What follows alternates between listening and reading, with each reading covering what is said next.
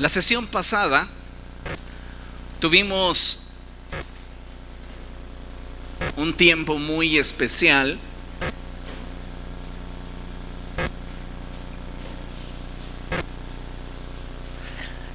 en el que estábamos hablando sobre un principio que tiene que ver con uno de los sistemas por los cuales el Señor aceptó el modelo del tabernáculo. Estamos hablando de alabanza y adoración, que debe de traducirse como intimidad. Si mi alabanza y mi adoración no me está llevando a un mayor nivel de intimidad con Dios, entonces lo que yo estoy practicando es muy diferente al diseño de Dios. Porque el diseño de Dios tiene que ver con intimidad siempre. Y si lo que yo estoy practicando como alabanza y adoración no me está llevando a un nivel más profundo de intimidad con Dios, no estoy llevando a la congregación a un nivel más alto en cuanto a nuestra relación con Dios, entonces lo que yo estoy practicando no tiene nada que ver con el diseño de Dios. Puede ser que obedezca a mandamientos de hombres, puede ser que obedezca a la tradición de una asociación o de un determinado gusto personal, pero no está apegado al diseño de Dios. ¿Por qué? Porque todo lo que tenga que ver y sea realizado de acuerdo al diseño de Dios me llevará a tener un mayor nivel de intimidad con Dios. Y cuando hablábamos del tabernáculo, mencionábamos precisamente este hecho. Y es que Dios, a través del tabernáculo, quería enfatizar su relación con el pueblo. Dentro del tabernáculo encontramos dos sistemas. Uno de ellos es el sistema sacrificial y el segundo es el sistema sacerdotal. Hablando del sistema sacrificial, comenzamos a introducirnos sobre lo que le da sentido al sacrificio. Y este tiene que ver con la ofrenda como primer punto, y segundo tiene que ver con la sangre. Y es ahí donde comenzamos a hacer un énfasis. ¿Por qué?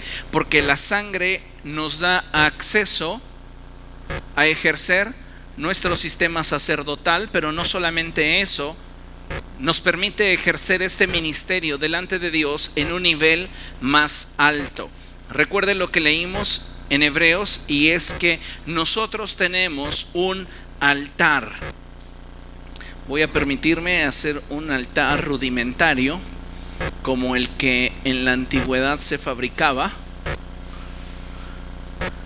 y este se hacía con piedras. Entonces tenemos un ejemplo: 12 piedras. Tenemos la leña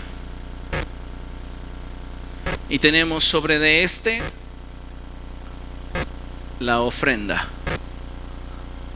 Podríamos mencionar que este es un altar muy rudimentario. El altar de los que oficiaban en el tabernáculo ya es un altar con medidas. Es un altar bien definido. El altar del sacrificio tenía tanto su material como su forma bien definida. Esto nos habla de límites. Dios siempre, cuando nos lleva hacia la intimidad, nos marca los límites. ¿Qué es lo que separa al espíritu de la carne? Y eso es algo que a veces las personas no comprenden, porque en ocasiones nos estamos moviendo fuera del orden de Dios, y cuando se nos corrige nos molestamos. Yo recuerdo haber tenido una persona dentro de las muchas que en su momento capacité, que cuando teníamos un tiempo de adoración, lo que hacían no tenía nada que ver con el orden de Dios. Ya hemos hablado sobre el orden de Dios, y el orden de Dios no tiene que ver con formas, tiene que ver con la atmósfera de lo que el Espíritu Santo está produciendo. Si el Espíritu Santo está provocando una atmósfera de gozo, de alegría dentro de un tiempo de adoración, no me extrañaría que varias personas comenzaran a brincar, a gritar, a silbar, a derramar su corazón en alegría delante de Dios. Estamos dentro del orden de Dios porque es lo que la atmósfera está determinando. Desorden es todo lo que va en contra de la atmósfera. Entonces, en una atmósfera de gozo como la que estoy mencionando, sería un desorden que usted estuviera en la reunión leyendo su Biblia. Usted está en contra de la atmósfera. ¿Comprende? Porque muchas veces pensamos el orden tiene que ver con una cuadratura de formas, donde todos estamos quietecitos, donde nadie dice nada. Ese es el orden. No es cierto. El orden tiene que ver con aprendernos a mover en la dirección que el Espíritu Santo se está moviendo. Y entonces les mencionaba que tenía una persona que había yo capacitado, y algo que esta persona hacía cada vez que entrábamos a un momento de adoración era aplaudir sin control y a sacudirse. No tenía control de lo mismo. Y esta persona argumentaba eso: es que el Espíritu viene sobre de mí y no tengo control de eso. Es una mentira, porque la Escritura dice que el espíritu de los profetas está sujeto a los profetas. En otras palabras, Dios nos ha dado autoridad, y escúcheme bien lo que le voy a decir. Si usted quiere ahondar más sobre eso, usted tiene que aventarse toda la serie de Pastoreando lo Profético. Pero lo que le voy a decir es que Dios nos ha dado autoridad para poder administrar la manifestación del Espíritu Santo. No vamos a manipular al Espíritu, no voy a encajonar al Espíritu, no voy a establecerle límites al Espíritu. Pero algo que mencionaba yo en Pastoreando lo Profético es que todo mover del Espíritu Santo tiene la capacidad de dar vida, pero si nosotros no sabemos administrarlo, puede destruirnos. Por eso es importante que seamos prudentes y nos movamos conforme el Espíritu Santo está provocando un mover, o conforme el Espíritu Santo está despertando a una congregación. Entonces, cuando nosotros comenzamos simplemente a caer en extremos, en excesos, estamos fuera del orden de Dios. Y precisamente cuando Dios establece medidas en el altar del sacrificio, las establece no solamente en el altar, sino en todo el diseño del tabernáculo. Todo tiene medidas, ni 1 centímetro más, ni 1 centímetro menos, e incluso está tasado el peso. En otras palabras, todo lo que es concerniente a Dios tiene un porqué, tiene un límite y tiene un para qué. No hay cosas que tengan que ver con el azar o que tengan que ver con una improvisación irresponsable. Si Dios le dijo a Moisés: tú vas a reproducir el modelo de lo que yo te voy a mostrar, es porque tenía realmente un significado cada medida. Ahora bien, en el pasaje que leímos de Hebreos, dice la Escritura que nosotros tenemos un altar del cual no tienen derecho a participar los que ofician en el tabernáculo. ¿Por qué? Porque el medio a través del cual nosotros nos relacionamos con Dios es diferente. Ellos tenían que ministrar la sombra porque el medio a través del cual se relacionaban con Dios no era perfecto. Recuerden que ellos se acercaban a Dios a través de un sacrificio de animales. Llámese un macho cabrío o un toro, una oveja, era lo que se presentaba delante de Dios. Pero nosotros tenemos acceso a ese altar del cual ellos no tenían acceso. ¿Por qué? Porque nuestro medio de relacionarnos ya no es aquello que en lo natural podríamos ofrecer, sino tiene que ver con una ofrenda espiritual y agradable a los ojos de Dios, la cual es Jesucristo. ¿Ok? Ahora bien, vamos a continuar donde nos quedamos en nuestro manual, porque es importante enfatizar que la ley establecía que sin derramamiento de sangre no hay perdón de pecados.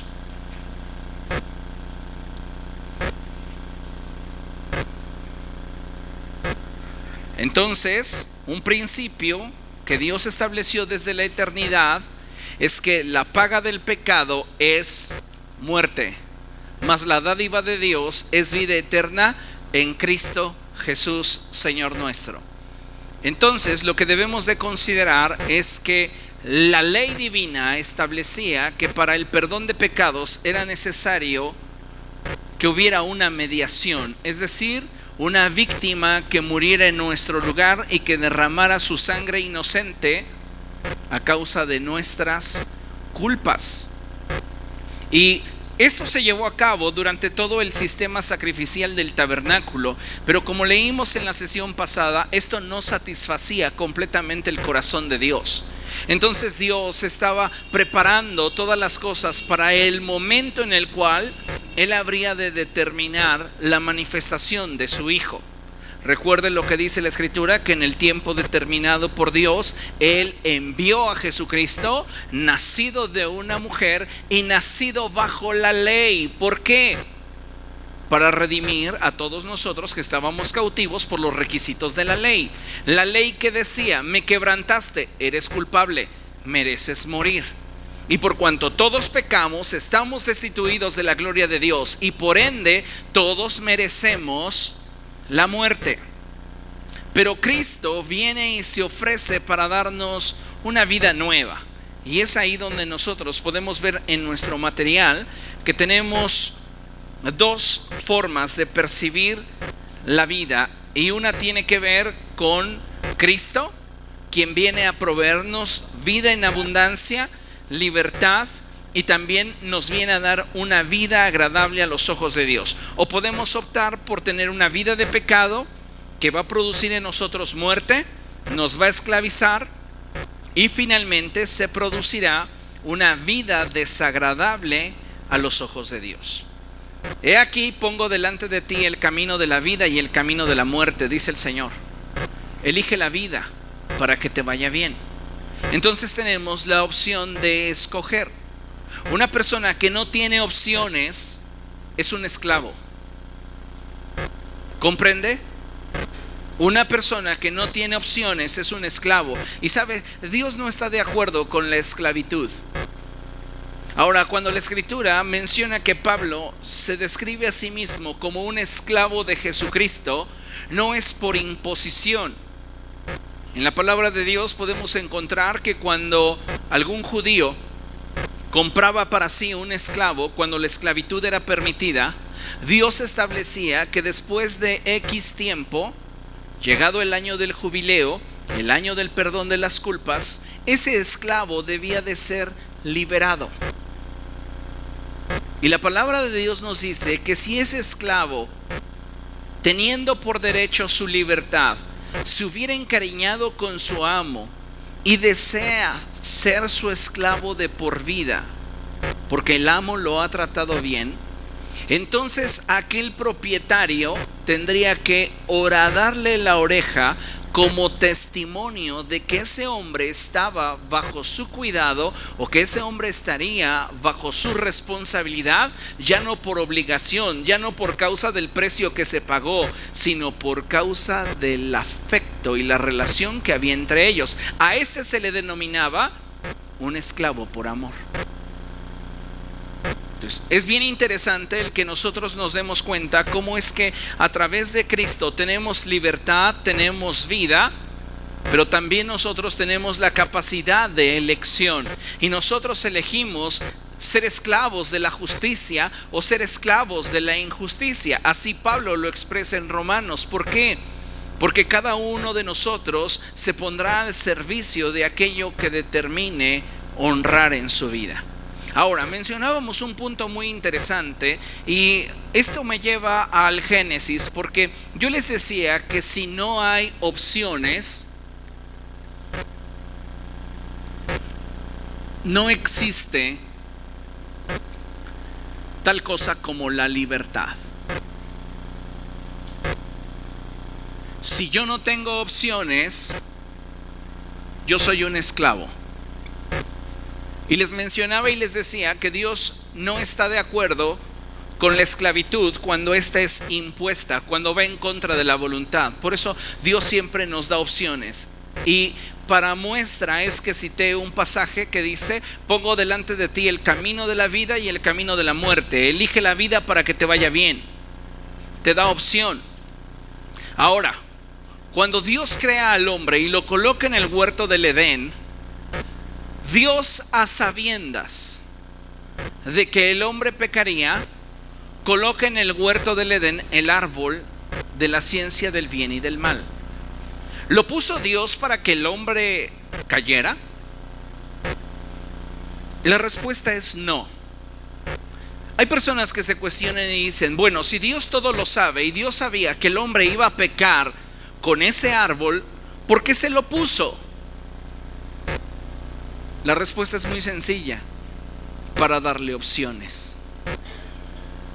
Porque si Adán no hubiera tenido la opción de obedecer o desobedecer a Dios, y solo hubiera tenido la obligación de obedecer a Dios, ¿dónde está su libertad? Aún en el cielo, Dios, siendo santo y perfecto, les da opciones a sus ángeles. Si no tuvieran opciones, Satanás jamás se hubiera podido revelar. La Escritura dice de él que él era perfecto desde el día de su creación hasta el momento en el cual en su corazón se halló maldad. ¿Quién creó la maldad? ¿Satanás? Él no es creador. Aquí entraríamos a un discurso filosófico respecto de qué fue primero, si el huevo o la gallina, y de alguna manera algunos se rasgarían los vestidos por lo que les voy a explicar. Pero yo creo, y esta es mi convicción, que Dios tuvo que condicionar todas aquellas cosas que sucederían en su ausencia. Donde Dios no está, Dios no lo deja al azar. Tiene que crear aquello que sin Él es. Entonces Dios crea la maldad sin ser malo, siendo puro y perfecto. Y en medio de esa creación, Él le da opciones a los seres que ha creado. Sin mí, esto es lo que te sobrevendrá. Conmigo, esto es lo que tienes. Entonces, ¿por qué si Dios creó la maldad se me juzga cuando hago lo malo? La respuesta está en Romanos. Es más, Pablo va más allá. No solamente Pablo se avienta un discurso filosófico respecto de la existencia de la maldad. Es más, Pablo va más allá y dice, porque eres malo. Ya no es si existe o no la maldad. Pablo dice, porque eres tú malo. ¿Por qué se me culpa de pecado si yo fui creado por Dios y Él puso en mí estas debilidades? Y Pablo dice bien sencillo, tú no le puedes reclamar al alfarero lo que hizo de ti.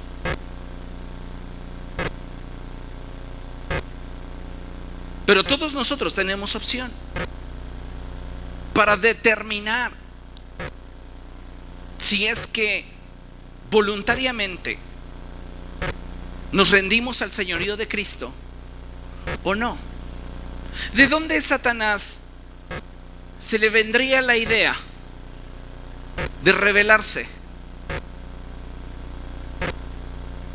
De la maldad a la cual él tenía acceso. ¿Dónde hay maldad en el cielo? Es que no hay maldad en el cielo, pero está la libertad para poder desobedecer. Y bajo ese parámetro, Dios crea las condiciones de lo que traerá como consecuencia la transgresión. No es tan sencillo de que lo entendamos. Por eso Él es omnisciente y Él tiene una mente infinita. Pero lo que debemos de saber es que Él lo ha hecho con un propósito. Es un poco como explicar tal vez un poco la relatividad y la forma en la cual está creado el universo. Para muchas personas el universo está vacío y tiene espacios vacíos. Pero la realidad, de acuerdo a las últimas investigaciones, es que el universo es energía pura. Y hay algo que los científicos llaman antimateria. Y en esos espacios donde nosotros consideramos que no existe nada, hay algo que no percibimos, que no vemos, pero que es lo que le da sentido a todo el universo que podemos conocer y que hemos visto. A eso le podríamos llamar algo así como un campo de fuerza. Imagínese, y el apóstol Pedro lo dice ya, Pedro ya lo está describiendo desde antes. Él dice que todo el universo y todo lo que existe se va a enrollar como si fuera un rollo. ¿Cómo lo puedes hacer si tienes pedazos sueltos? No podría ser, pero Pedro lo describe algo así como si todo el universo fuera una onda.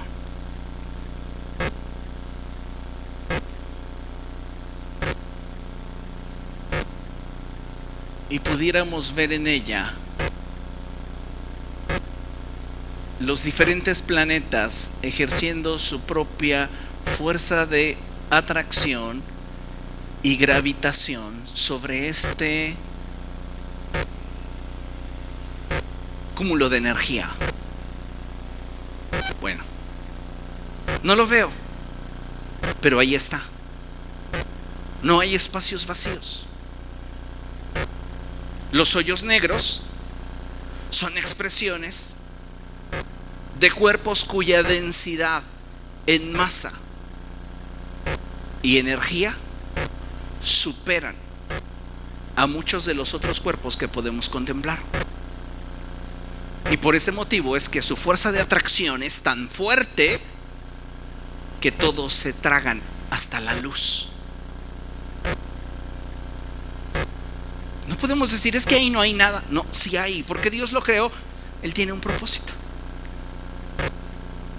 Y cuando hablamos de la maldad, pues para todos hubiera sido perfecto, un universo, una creación sin maldad. ¿Por qué ponerle a Adán, si Dios ya sabe que es débil y de qué pie cojea, un árbol con algo que lo tiente o con algo que le hará tropezar? Porque Dios es un Dios de opciones.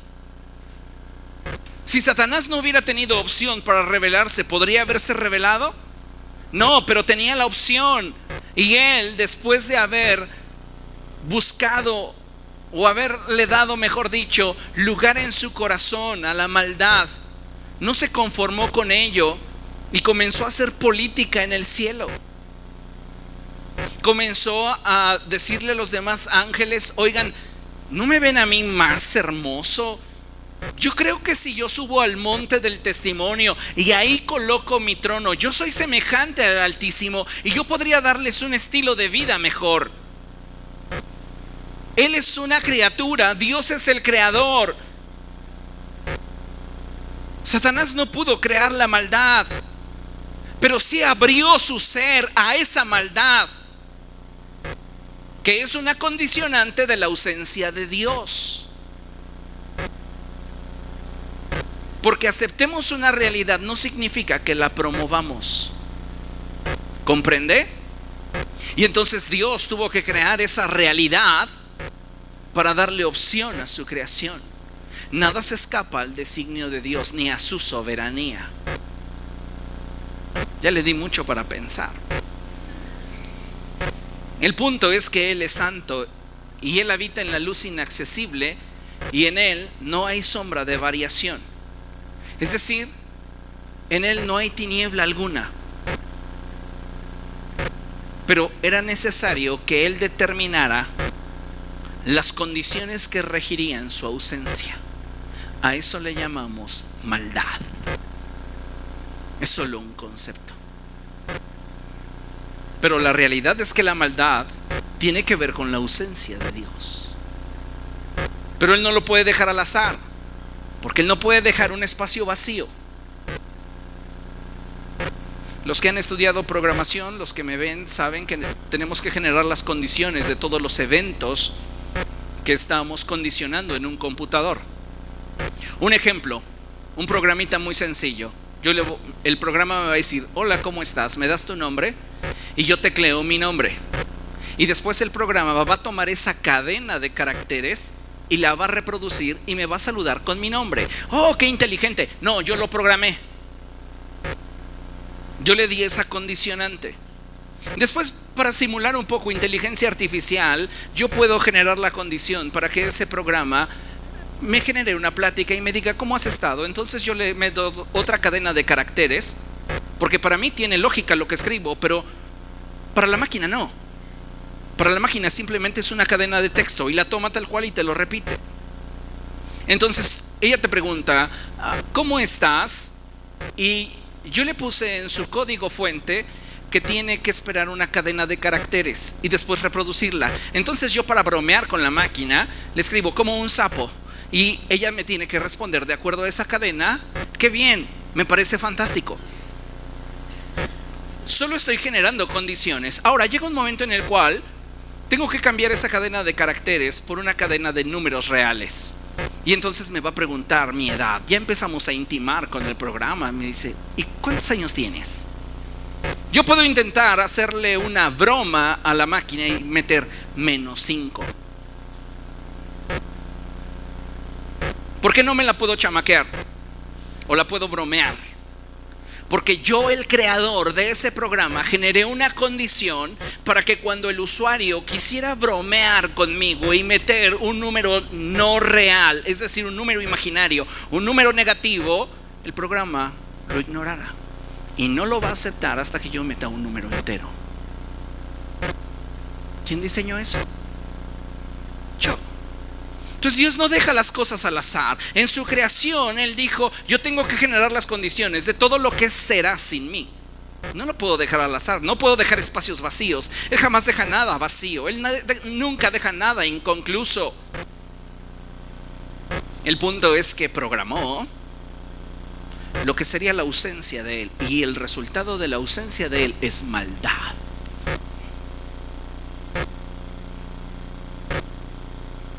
¿Comprendió un poco más?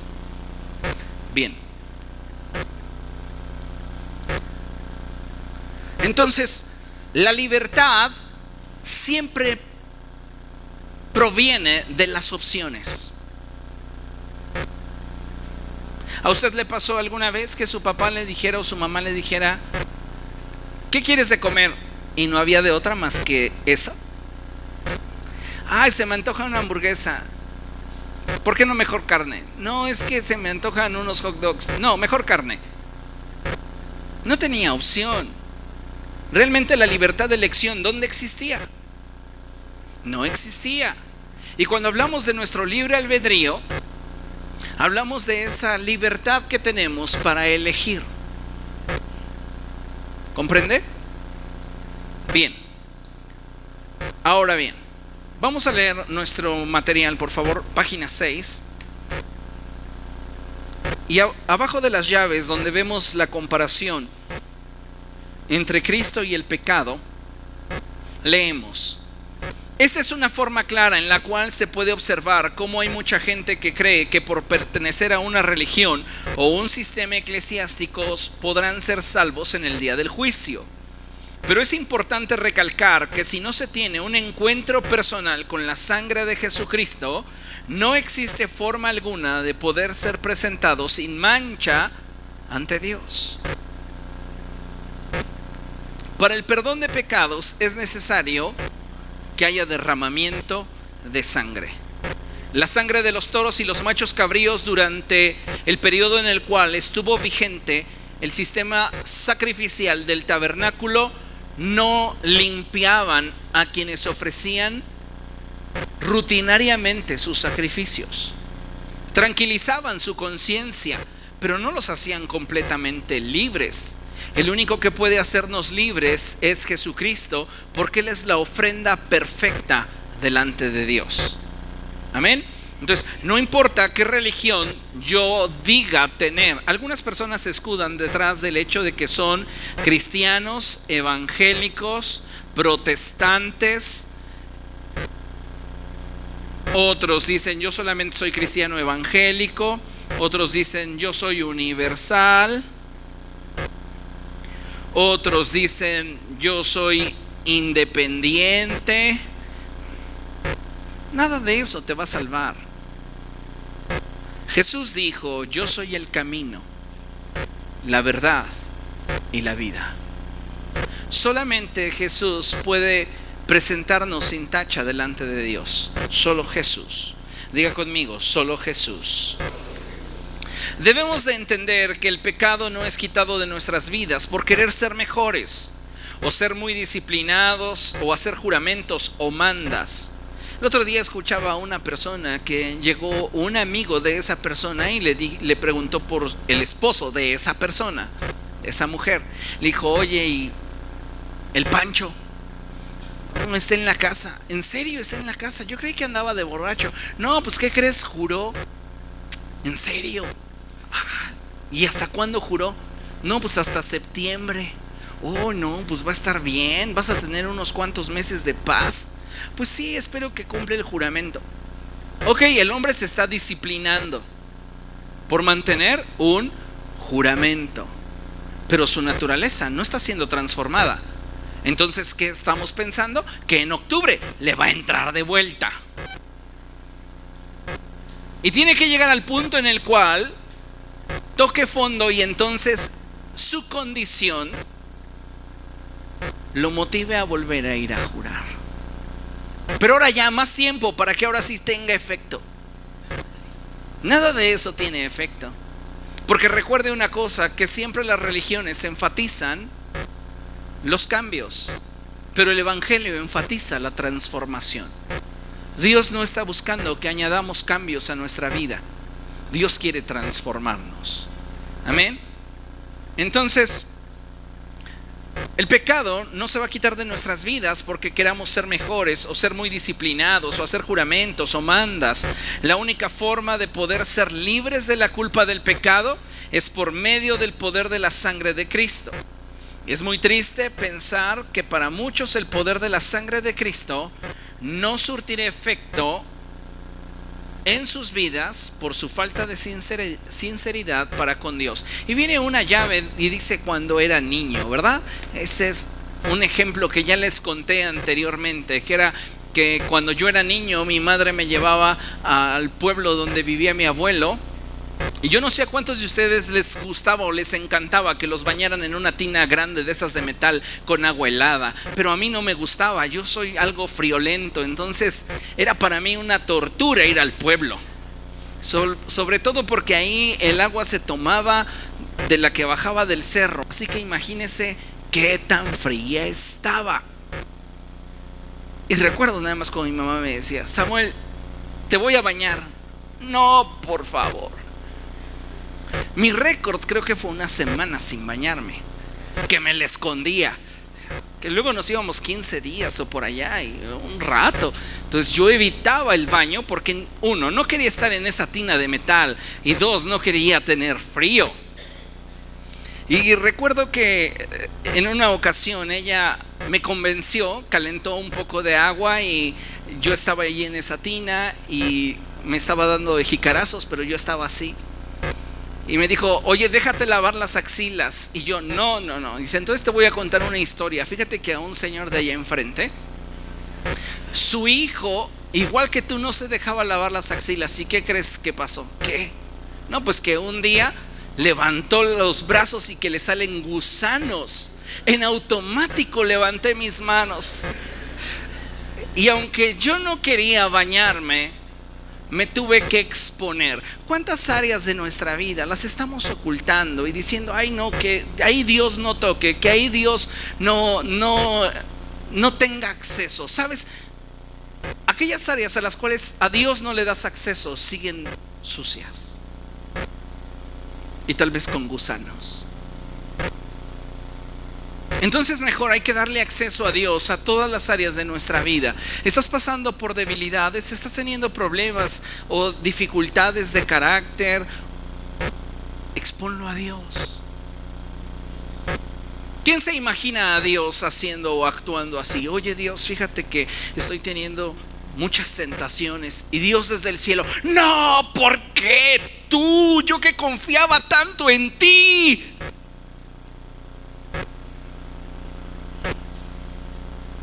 Lo que Él está esperando es que seas honesto. Porque cuando Adán pecó, Dios ya sabía que Adán había pecado. Desde el momento en el cual se rompió la relación, Dios lo supo. Pero hay un principio poderoso. Dios lo buscó. Adán, Adán, no importa qué tan hundido estés, Él te ama y te va a buscar. Y Adán se escondió y dijo: oí tu voz en el huerto y tuve miedo. No me digas que pecaste, Adán. No, yo tanto que hice por ti. Ve el huerto que te puse. Eres un malagradecido. ¿Usted se imagina así a Dios? ¿Pecaste? La mujer que me dice. El otro día estaba barriendo y pensaba en este pasaje y dije: Dios es muy sabio. Y Él dijo: yo no espero otro reproche de alguien más, así que los demás eligen su mujer. Y sí, es verdad. El único que le podía haber dicho eso era Adán. La mujer que me diste, tú la escogiste. Y Él dijo: no me vuelve a pasar. Me cae que no me vuelve a pasar. Y de ahí la historia cambió. ¿Qué? A Dios no le gusta tampoco que le reprochemos. El punto es que, ¿qué estaba diciéndoles? Antes de que estuviera pensando en esto, cuando yo estaba barriendo antes, que tenemos que ser honestos. ¿Qué más? ¿Nada más?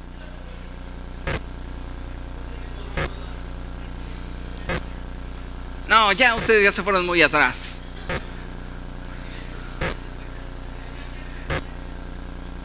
Ok, sí.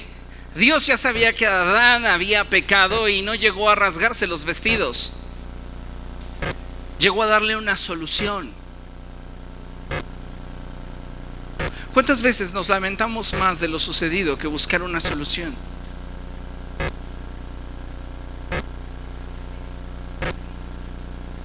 Eso. No, yo estaba pensando en el hecho de que a Dios no le gusta que le reprochen. Y que por eso el único que podía hacerlo era Adán. Entonces dijo Dios: no me vuelve a pasar. Y ya de ahí nadie más puede reprocharle. Estás donde estás porque tú quisiste. Pues aunque no nos guste, pues ríanse tantito. Ok, vamos hacia la página 7. El panorama de la vida del ser humano era sombrío y triste, alejado de Dios, buscando acercarse a Él por medio de sacrificios imperfectos que no liberaban la conciencia ni la vida de los practicantes. Un continuo sacrificio como recordatorio de las ofensas a Dios hasta un día. En Juan capítulo 1, verso 29, vemos al profeta Juan el Bautista recibiendo la revelación de Cristo como la solución al problema espiritual del hombre. Él dice: he ahí el Cordero de Dios que quita el pecado del mundo. Juan está viendo dos cosas en su mente. Y la primera cosa que Juan está viendo es que el modelo sacrificial y el modelo sacerdotal que por mucho tiempo tuvo vigencia en el tabernáculo estaba a punto de ser desplazado por una ofrenda perfecta a los ojos de Dios. Y al desplazar este modelo se establecerían las realidades espirituales. Recuerden lo que dice Juan 1:17, que la ley vino por medio de Moisés, mas la gracia y la verdad por medio de Jesucristo. Es lo que está viendo Juan.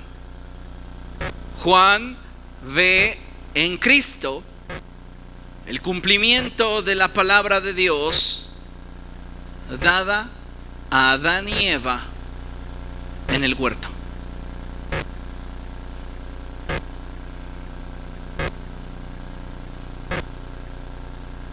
En Apocalipsis capítulo 5, versos del 1 al 5, el apóstol Juan recibe la revelación de Jesucristo como el único triunfador capaz de revelar el plan de Dios y de llevarlo a cabo. Vea, vamos a esa cita. Apocalipsis, capítulo 5.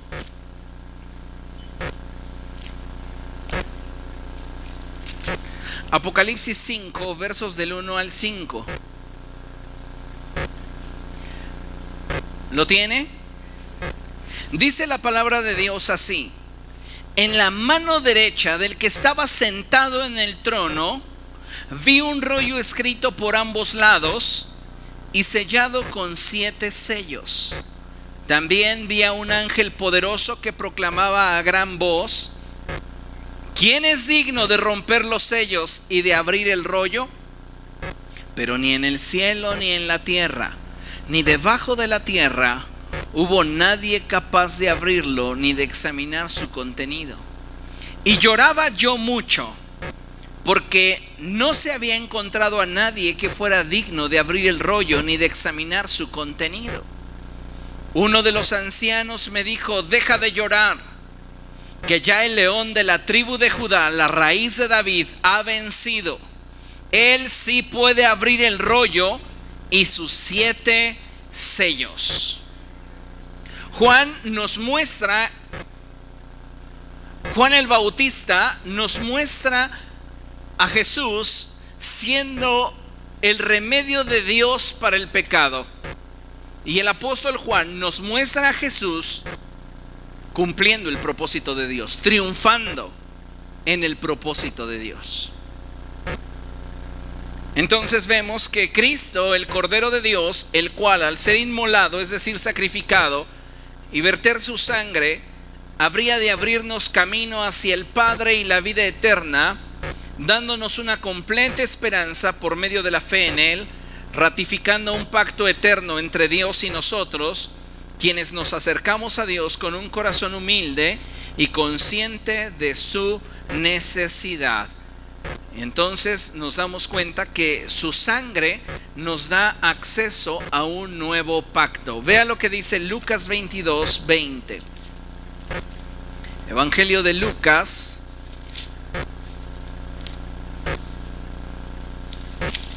capítulo 22, verso 20. De la misma manera tomó la copa después de la cena y dijo: esta copa es el nuevo pacto en mi sangre, que es derramada por ustedes. Puede subrayar en su Biblia esa palabra que dice nuevo pacto. Es el nuevo acuerdo en mi sangre.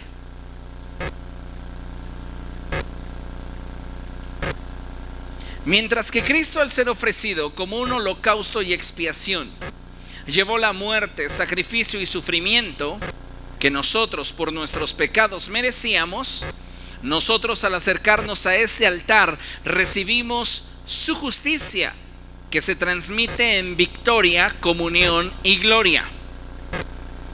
Es decir, Juan ve al Cordero que ha de ser sacrificado. Y ahí está el Cordero. Cristo se ofrece en un sacrificio sustitutivo. Es decir, quien merecía morir era yo. Pero Él me sustituye en ese lugar. Y Él lleva sobre de sí el precio de mi paz, como lo declara el profeta Isaías. Y lo que Cristo experimenta es la muerte, el sacrificio y el sufrimiento. El altar es para Él el lugar de muerte, sacrificio y sufrimiento. Y cuando nosotros ahora nos acercamos por medio de Cristo a Dios, de ese altar nosotros obtenemos vida. ¿Qué más? Victoria, comunión y gloria. Tenemos la victoria que Cristo nos ha dado, nos ha abierto un camino hacia el Padre, lo cual nos provee comunión, y tenemos una esperanza de gloria, de que un día, donde Él esté, nosotros también estaremos.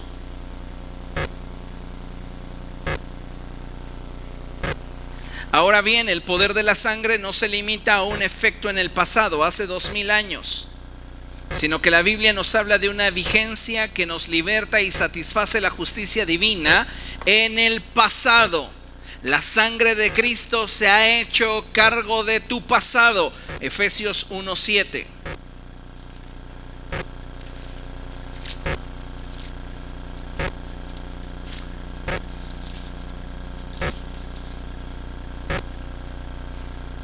Y dice la Escritura: en Él tenemos la redención mediante su sangre, el perdón de nuestros pecados. En Él tenemos la redención mediante su sangre, el perdón de nuestros pecados. Entonces la sangre de Cristo se está ocupando de tu pasado. ¿Alguna vez alguno de ustedes vio una película? Ya es muy vieja, pero se llamaba El progreso del peregrino. ¿Alguien la llegó a ver? El progreso del peregrino es una película que bien vale la pena que usted la pueda conseguir. Y en esa película se nos muestra que un hombre sin Cristo carga una enorme cantidad de situaciones en su vida que le agobian. El actor que desempeña el papel del peregrino lleva una enorme bolsa sobre sus hombros. Y él en todos lados está buscando cómo liberarse de esa bolsa, hasta que encuentra a una persona llamada el Evangelio. Y en la medida de que el Evangelio comienza a guiarle, empiezan a surgir algunos personajes, entre ellos el diablo y otros más, que intentan seducirlo para que él deje de avanzar en el camino que el Evangelio le está mostrando. Al final de la película, mejor consígala. No es cierto. Al final de la película, es para que no se duerma. Al final de la película llega a una colina y ahí él tiene un encuentro con la cruz. Y cuando de la cruz él recibe esa victoria, esa comunión y esa gloria, entonces todo lo que él llevaba se cae. Y él es un hombre nuevo. No sé cuántas cosas podamos estar cargando de nuestro pasado, pero no importa qué tan graves, qué tan abundantes o qué tan escasas pudieran ser. La sangre de Cristo, cuando tú vienes a Él con un corazón sincero, se encarga de ello. También la sangre de Cristo se ocupa de nuestro presente. Y leemos en nuestro material que esa sangre tiene efecto en nuestro ahora. Primera de Juan 1:7.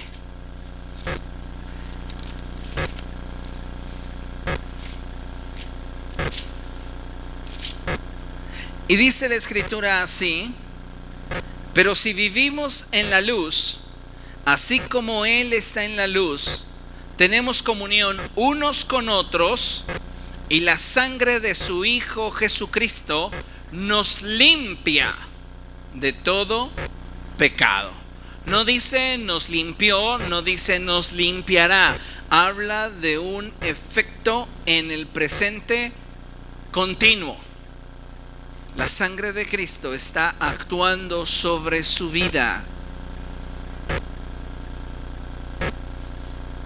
¿Ok?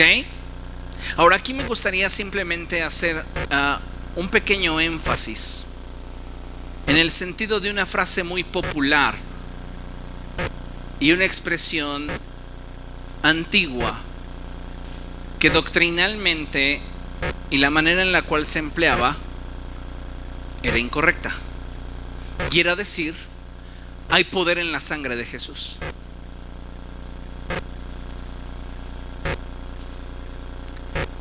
Hay poder en el nombre de Jesús. Y la sangre provoca en nosotros el efecto de lo que el nombre de Jesús da, provee. Jamás se expulsó un demonio por la autoridad de la sangre de Jesús. Vemos a los apóstoles ejercer autoridad en el nombre de Jesús. Enfermos ser sanados en el nombre de Jesús. Y aún por causa del nombre de Jesús somos salvos. Entonces tenemos que entender que si bien la sangre de Jesús está limpiándonos o se ha encargado de nuestro pasado, se ha encargado de nuestro presente y se encargará de nuestro futuro, lo hará así por causa de aquel que la derramó, Cristo mismo. Porque si esa sangre no fuera de Cristo, no sería una sangre justa. Y por ende, no tendría autoridad para limpiarnos. Pero si esa sangre tiene autoridad para limpiarnos, es porque procede de alguien cuyo nombre ha sido puesto en autoridad. En Filipenses dice: por eso se te ha dado un nombre que es sobre todo nombre. ¿Ya se da cuenta de dónde obtiene su poder o su trascendencia la sangre?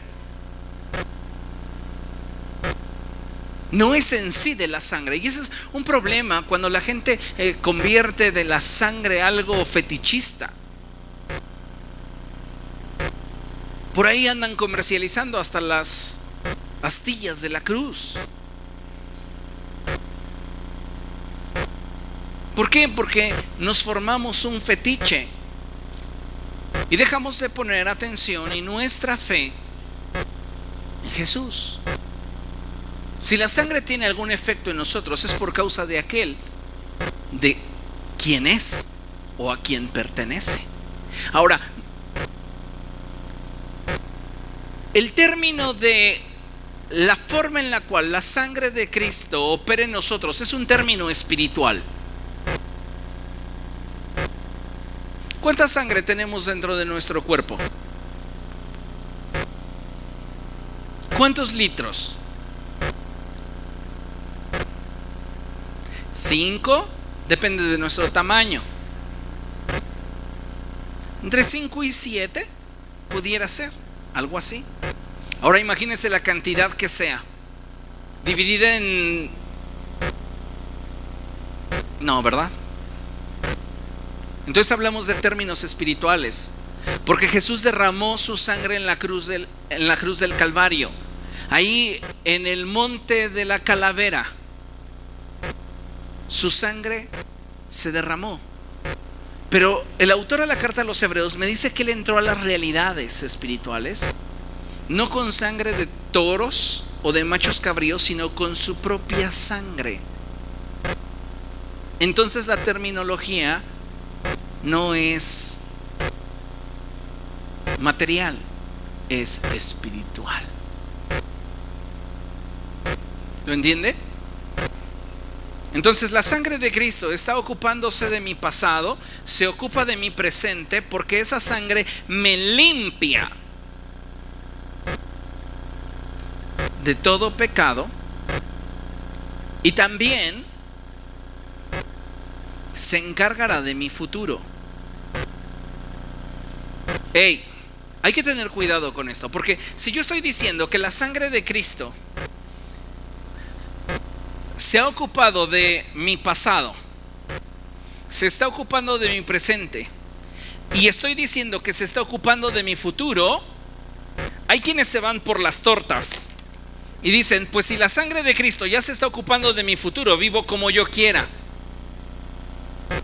Por eso hice el énfasis en las notas: el día del juicio. Y esta aplicación tendría una dualidad, porque si yo peco el día de mañana, la sangre de Cristo tiene poder para limpiar ese pecado que en lo futuro estoy cometiendo. Pero hasta que yo no venga al entendimiento de la ofensa que cometí contra Dios y determine en mi corazón arrepentirme de ello, no seré perdonado. La doctrina del perdón de pecados es una doctrina que se ha enseñado muy poco y que se entiende menos. Porque hay muchas personas que solamente se justifican en lo que el apóstol Juan escribe y dice, fíjese, ahí vamos a poner nuestra atención en el capítulo 1, verso 9 de Primera de Juan. Pero si confesamos nuestros pecados, Dios, que es fiel y justo, nos los perdonará y nos limpiará de toda maldad. ¿Quién dice amén? Porque nos gusta, ¿verdad? Pero si comprendiéramos mejor la doctrina del perdón de pecados, nos daríamos cuenta que tener como fundamento solo ese texto sería hereje. ¿Por qué? Porque la doctrina del arrepentimiento enseña que un pecado es perdonado no cuando éste se confiesa, cuando tú cambias de dirección. Eso es arrepentimiento. Porque hay personas que lo confiesan por remordimiento, pero siguen en la misma. Yo lo confesé porque me sentí de repente mal. Ay, Dios, perdóname, me quedé con el cambio de la abuela. Te sentiste mal, pero la próxima vez que te envió por tortillas te lo volviste a quedar. Por eso la Escritura dice que quien oculta su pecado no prospera, pero quien lo confiesa y se aparta alcanza misericordia. Entonces ya no tenemos solo un texto, ya tenemos un contexto escritural para formarnos una doctrina. Porque hay personas que dicen: sí, me sentí mal, ya se lo confesé a Dios, ya fue perdonado y ya cambiaste. No, es un proceso. No. Entonces, ¿sabes qué? Tú no te has arrepentido. Esa es la realidad. No nos hemos arrepentido. ¿Y por qué Dios no nos mata?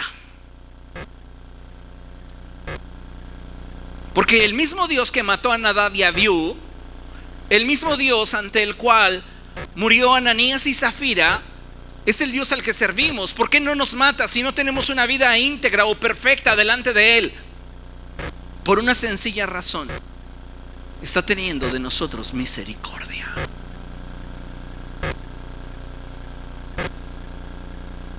Así de maravilloso es Dios.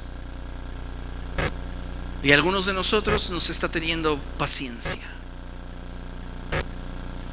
Recuerda lo que la Escritura enseña. Cierto, Él no dará por inocente al culpable, pero también Él tendrá clemencia de quien quiera tenerla, y tendrá misericordia de aquel a quien a Él le plazca. Entonces, si el Señor está teniendo de nosotros misericordia, no pensemos que estamos nosotros haciendo las cosas bien o que somos salvos, siempre salvos. Porque también el Evangelio establece, en palabras del Señor Jesucristo: pero el que permanezca fiel hasta el fin, ese será salvo. El punto es que, de acuerdo a lo que expresa la Escritura en Ezequiel capítulo 18, si el justo se aparta de la justicia y hace lo malo, ¿merece vivir? La respuesta es no. Pero si el injusto se aparta de la injusticia y hace lo bueno, ¿merece morir? No, vivirá. Entonces, cuando hablamos de la doctrina del arrepentimiento para el perdón de pecados, es bien importante que seamos equilibrados en la manera en la cual estamos entendiendo el poder de la sangre. Porque si yo hablara irresponsablemente acerca de que la sangre de Cristo ya se ocupó de mi futuro, pues entonces vive como quieras. Pero la sangre de Cristo va a operar en tu futuro en dos sentidos. Uno, cuando en lo futuro pequemos y nos presentemos delante de Dios con convicción de pecado y genuino arrepentimiento, la sangre de Cristo va a obrar. Ahora, no hay perdones por adelantado. Por favor, Señor, perdóname porque el día de mañana voy a robar. Ay, no es así. ¿Comprende? Y la segunda forma es que en lo futuro, refiriéndose al final, esa sangre certificará si somos de los comprados o no. Hay cosas que solo a Dios compete juzgar, pero hay cosas que nosotros tenemos que tener cuidado en la manera en la cual interpretamos. Porque nuestras interpretaciones nos pueden llevar a puntos en los cuales no sea tan sólido o firme el fundamento sobre el cual nos estamos parando. Entonces es importante considerar esto.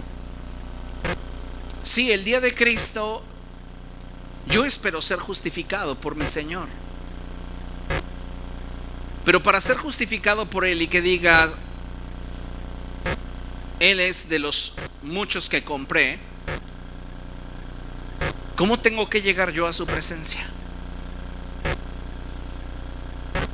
Acorde a lo que el Evangelio enseña. No podemos decir, era un gran predicador, luego se tiró a la botella y un día iba bien tomado y se atravesó la avenida y lo atropellaron y murió. Dios lo tenga en su gloria.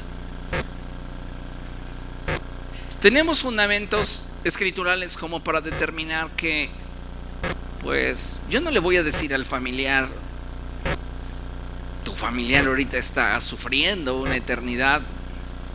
Son cosas que Dios va a juzgar, pero nos da luz la Escritura como para saber que, como nos llegue el día y en la condición en la que estemos, sabremos si estábamos preparados o no para encontrarnos con el Señor. Podríamos pensar en la segunda venida de Cristo y decir, bueno, de acuerdo a cómo vemos las cosas, puede ser que el Señor tarde en venir 10 años, 15 años, pero la muerte nos puede llegar hoy. La pregunta es si estamos preparados. En Ezequiel 18 usted va a descubrir algo bien interesante, y es que cuando nosotros nos apartamos de la justicia, renunciamos a nuestra antigüedad. Permítanme la expresión, porque dice la Escritura que a aquel que se ha apartado de la justicia no se le tomarán en cuenta sus buenas acciones realizadas. Imagínese una persona que dedicó su vida a la enseñanza de niños, 15 años enseñando niños. Después se aparta 10 y se muere. No vamos a entrar en un equilibrio. Te serví 15 y me perdí 10. Gana lo que te serví. No. Por eso el camino del Evangelio es algo serio que debemos de considerar también con seriedad. Amén. Romanos 5:9.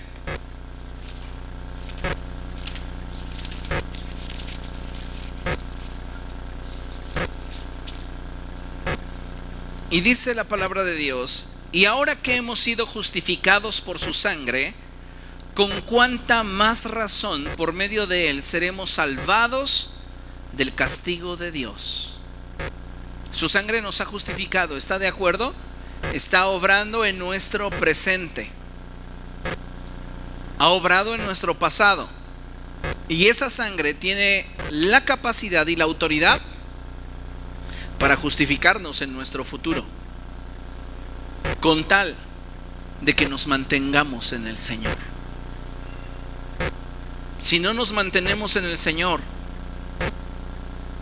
entonces no habrá modo de que podamos ser justificados en lo futuro, porque nos apartamos de Él. Es importantísimo reconocer que para que podamos obtener victoria sobre el pecado que nos asedia, vivamos conscientes del poder de la sangre, la cual nos perdona, limpia y justifica. Hay poder en la sangre de Cristo, pero cuando nosotros lo hacemos o lo utilizamos como una expresión rutinaria, pareciera que nuestra esperanza está puesta propiamente en la sangre y no en aquel de quien procede la sangre. Es lo que quería explicar. Si esa sangre no fuera de Cristo, No tendría capacidad alguna. No es en sí la sangre, es aquel que la dio. ¿Ok? Conscientes de que debemos de permanecer firmes en la fe, sin abandonar la esperanza que ofrece el Evangelio. Colosenses 1, 22 al 23. Vamos ahí. Colosenses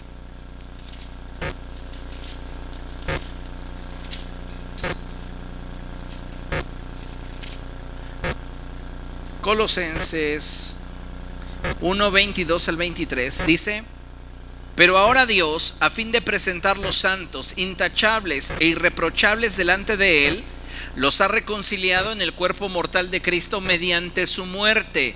Leamos juntos: con tal de que se mantengan firmes en la fe, bien cimentados y estables, sin abandonar la esperanza que ofrece el Evangelio.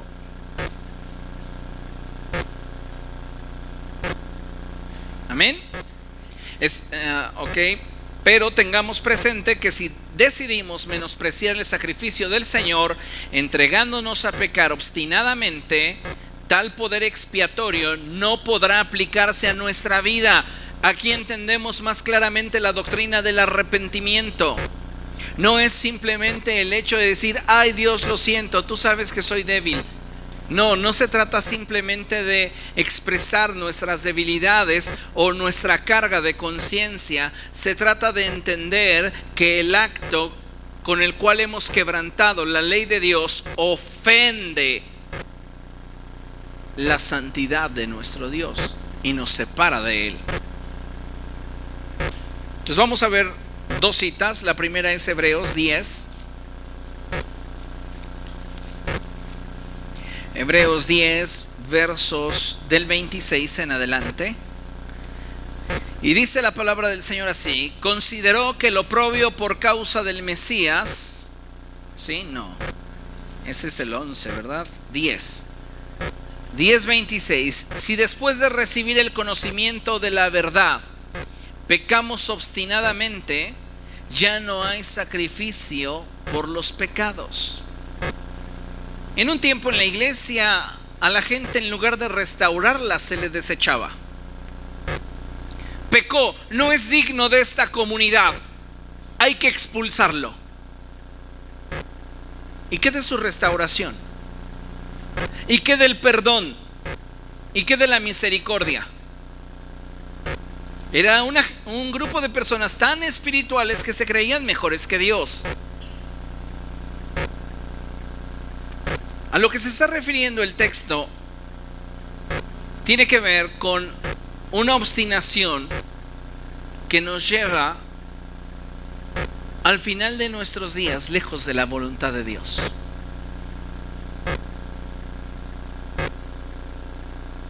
Es como decir: todos ustedes que estén aquí presentes a las 10 de la noche recibirán $1,000,000. Y algunos de repente dicen: ay, es que tengo que avisar, voy a hacer una llamada allá afuera, no me tardo, faltan 5. Y va, y en el trayecto se tropieza, se lastima. Alguien por ahí, en lugar de prestarle ayuda, solo pasa de largo. Faltan 2 minutos, todavía lo voy a lograr. Se vuelve a caer, se lastima el otro pie. Y llegan aquí con los cheques y pues ¿dónde está? No, es que fue a la tienda. ¿Cómo lo reclamas si no estabas donde Dios te quería? Pero hay quienes todavía se van a atrever a decirle: Señor, pero yo era un predicador mientras vivía. Pues sí, pero no estabas donde yo te quería.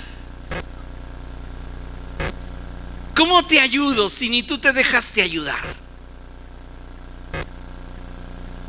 Como decimos muchas veces, ni cómo ayudarte. Y fíjese lo que continúa diciendo.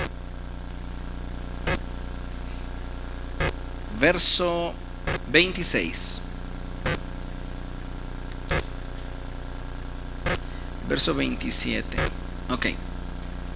Si después de recibir el conocimiento de la verdad pecamos obstinadamente, ya no hay sacrificio por los pecados, solo queda una terrible expectativa de juicio, el fuego ardiente que ha de devorar a los enemigos de Dios. Usted puede pasar de hijo a enemigo si le da la espalda al Señor. ¿Cuántos quieren tener a Dios por enemigo? ¿Verdad? Verso 28, escuche: cualquiera que rechazaba la ley de Moisés moría irremediablemente por el testimonio de 2 o 3 testigos. Yo lo vi trabajando el sábado, decían algunos, pero el testimonio de una persona no es válido. Tiene que haber por lo menos 2 testigos. Si otro por allá se levantaba y decía, yo también lo vi, era suficiente para apedrearlo. Ahora, fíjese lo que dice la Escritura. ¿Cuánto mayor castigo piensan ustedes, echen a andar su cerebrito, que merece el que ha pisoteado al Hijo de Dios, que ha profanado la sangre del pacto por la cual había sido santificado, y que ha insultado al Espíritu de la gracia? Es que cuando nosotros le damos la espalda al Señor, esto es lo que estamos haciendo. En una ocasión les decía que si tú estás en Cristo,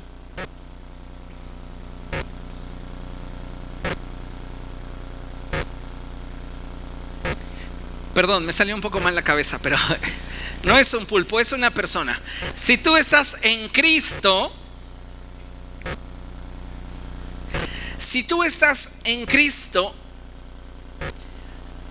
por naturaleza sería más fácil que vivieras en santidad que vivir pecando. Por naturaleza. ¿Por qué? Porque para vivir en santidad solo te tienes que dejar guiar. Pero para pecar estando en Cristo, tienes que resistir al Espíritu Santo que te dice no, no, no. Y tú sigues resistiendo y dices sí. Y Él dice no, pero tú dices sí. Y para ser santo solo te tienes que dejar guiar. Para nosotros debería naturalmente, si estamos en Cristo, ser más fácil ser santos.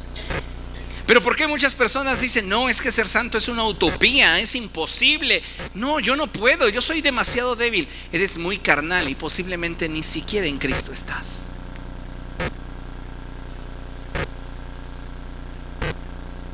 ¿Ok? Bueno, entonces